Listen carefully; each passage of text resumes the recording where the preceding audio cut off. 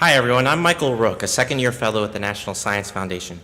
I began my fellowship as a generalist in the Office of International Science and Engineering, where I hosted delegations from international counterpart agencies, and I traveled to Finland and Singapore to promote NSF's mission.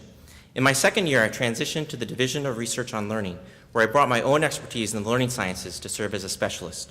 What are the learning sciences? Established in the 1980s, the learning sciences seeks to understand the nature of learning from a broad range of perspectives and disciplines.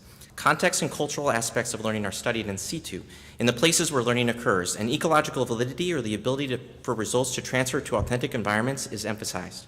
During the second year, I've had the opportunity to focus on learning innovation in the future scientific workforce. With the publication of NSF's 10 Big Ideas and these two recent National Academies reports, efforts are underway to think about the future scientific workforce, including the role robotics will play and the skills we will need to develop for jobs that do not yet exist. I've learned and embraced the Division of Research on Learning's approach to promote research on learning from pre-K to gray, which means that learning starts with our children, invites our children into patterns of participation that mirror STEM professionals, and learning continues throughout a lifetime in informal, out-of-school learning opportunities. This pre-K to gray learning is known also as lifelong and life-wide learning. In education, we can focus our efforts on helping students become creative thinkers who know how to create their own lifelong learning opportunities, as well as explore learning opportunities outside of formal courses and programs, their life-wide opportunities. My efforts in this area included portfolio analysis and writing part of the new solicitation for the iTest program, or Innovative Technology Experiences for Students and Teachers. Supported by the H-1B visa program, iTest provides funding for research on strategies to engage students in technology-rich experiences for a more diverse and prepared STEM workforce. The future scientific workforce also involves the places where we will work. While I was in Singapore, I came across an open in-between learning space in a parking deck.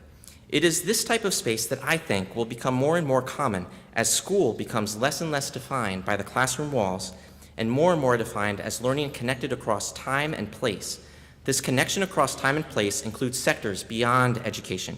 The recent AAAS symposium on next generation cities and communities was an excellent example of cross-pollination of sectors to focus on socio-technical systems where almost everything, the smartphones in our pockets, the tools in our homes, even transportation and energy, are connected via sensors to the internet, enabling a system that anticipates and learns alongside us. Yet, as technology becomes more and more prevalent in our society, I believe there is an increased need for both silence and humility. Silence will ensure we continue to engage nature, our communities, and the people in the world around us, and humility, the key to progress, will help us remain wide-eyed and open-minded enough to discover new areas for research, admit mistakes, seek advice, and try again. Finally, as I transition from a AAAS fellow to a lifelong and life-wide learner, I have learned the importance of saying yes to new opportunities. If not for saying yes early in my fellowship to serving on an innovation toolkit team for the Office of Science and Technology Policy, I would not have had the opportunity to beat Obama's score at the Truman Bowling Alley. Thank you.